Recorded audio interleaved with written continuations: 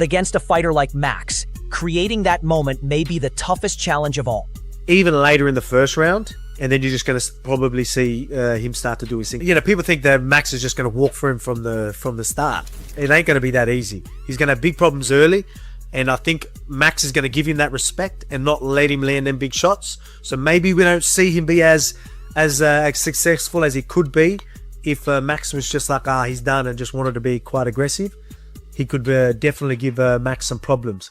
Max is going to be clever enough where we won't really see that, but I still think that Conor will be dangerous enough where we're going to be like, oh shit, like, you know, Max needs to be careful. But I think he's going to do the right things to make them adjustments. Stay out of the big danger. Maybe when he gets hit, maybe. Chael Sonnen believes fans are looking at this 5-round fist fight the wrong way. Right now, headlines are dominated by hype and predictions, but here's where it gets interesting. None of that will matter when the octagon door closes. According to Sonnen, this is not just another comeback. We are witnessing the most difficult challenge any superstar has ever attempted. Think about it. A fighter is returning after years away, recovering from a horrific leg injury. Now, he must step into a 5-round war. He is facing one of the most durable fighters the sport has ever seen. That is what makes this story absolutely remarkable. If Conor wins, it will not just be a normal victory. It will cement itself as the greatest comeback story in UFC history. But not everyone is convinced that emotion alone wins fights in this brutal sport. You know, I'm blessed with the opportunity to be able to right a wrong. Actually, we're 0-0, you know, in his way, the way that he made, the rules he made up in Conor's way, he said he don't count decisions as wins. So, at the end of the day, brother, this shouldn't be a 2, it should be just a number 1. And, you know, Saturday night, I go out there and get 1-0 against the guy. Dan, and every time Conor McGregor's name is mixed in mixed martial arts in a good way, it's always great and huge for the sport. You know, he did a lot of, you got to give the man his flowers. He did a lot of great things for the sport. He did a lot of big things for the sport. So at the end of the day, he always got my respect in that sense. But the sad thing is that he has to see me come July 11th, and I'm the one, you know, welcoming him back to the octagon. So I'm excited. It is, you know, and then I also see people talking about, he picked this fight for a reason because of the last fight. What happening? You know, he kind of alluded to it, talking about, you know, are you okay? In the me and the Joe Rogan sit down. He's like, you okay? How's the body? Experts continue favoring Max. Holloway. Again, I think he knocks him out. I don't think anyone can really argue that McGregor's hungry like he used to be. Is he hungry enough to be getting in the gym and doing the things he has to do, doing that hour of bag work, doing those hours of drilling? I don't know. And if I'm wrong, I'm wrong. But I believe Holloway's hungrier. I believe he's more locked in, and he's gonna win. Experts continue favoring Max. Holloway.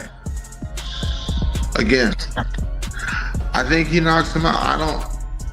I don't think anyone can really argue that McGregor's hungry like he used to be. Is he hungry enough to be getting in the gym and doing the things he has to do, doing that hour of bag work, doing those hours of drilling? I don't know. And if I'm wrong, I'm wrong. But I believe Holloway's hungrier. I believe he's more locked in, and he's gonna win. For many fighters, the biggest question is not about Conor McGregor and his skill. It is strictly about his mindset. Nobody doubts his prime, but can he find the discipline needed to beat an active Max Holloway? It takes more to beat an active, battle-tested Max Holloway. While Conor remained away, Holloway kept fighting, improving, and evolving. Until Fight Night answers those questions, many experts continue favoring Max. Against a fighter like Max, creating that moment may be the toughest challenge of all. Even later in the first round, and then you're just going to probably see him start to do his thing. You know, people think that Max is just going to walk for him from the start. It ain't going to be that easy. He's going to have big problems early, and I think Max is going to give him that respect and not let him land them big shots. So maybe we don't see him be as successful as he could be. Max Holloway is not walking into UFC 329 expecting to win the verbal battle. He is entirely focused on winning the fight. He makes it clear that no trash talk from Conor McGregor will work. Nothing will pull him away from his game plan. Mind games only work if you let them. He will stay disciplined from the opening bell to the final horn. But here is where it gets interesting. What is even more surprising is his confidence regarding the future. Holloway is not just predicting a simple victory. He is already imagining a second fight later this year. Tam, Hamiz's Mixivshund, for de mein Muffin Yusin Modde von Birtiwan. His message is simple: beat McGregor first, then grant a rematch. This bold statement proves his incredible mindset. Here at Fight Insider, we know this is the absolute biggest fight of the year. This fight is not just about Conor McGregor and Max Holloway. It could completely reshape the entire lightweight division. A McGregor victory instantly creates massive championship opportunities. We know one win changes everything. The biggest superstar could find himself in the title conversation almost overnight. But here is where it gets interesting. Defeat tells a completely different story. Questions about retirement and his legacy would become impossible to ignore. People would wonder if another comeback is even possible. For Max Holloway, the reward is equally enormous. Defeating the biggest name in MMA pushes him straight to the top. He would re-enter the championship discussion immediately. In other words, UFC 329 is not simply deciding who wins a fight. It will decide the final chapter for two legendary careers. Started becoming harder to ignore. The fact that I think it's a great matchup coming back to fight Max at 170. I love the story, yeah. Yeah, I love the story, and I think, Max is coming to his own. Obviously they fought a long time ago. Since then, they both become champions. You have Max, who's been in the paint, just fighting tough guys after another. Where Conor, he's kind of, he's been a businessman. He's been a father for the last couple of years, going through some soul searching, whatever he's doing. For him to come back and fight a tough Max Holloway, I'm going to go with Max with this one. Needed to beat an active, battle-tested Max Holloway. While Conor remained away, Holloway kept fighting, improving, and evolving. Until Fight Night answers those questions.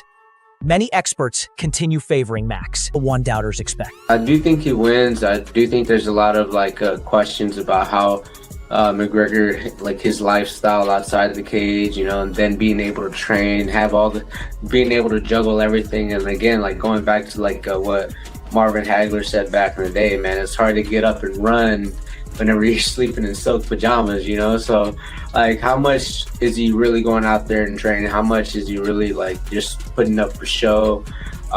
We won't know until the fight. And I like my chances with Holloway. Again, he's been way more active. He's been in the gym. And especially even in his last fight, he didn't take much damage. So for me, I'm thinking it's more of a Holloway win. And again, also he's one of my favorite fighters. So I'm definitely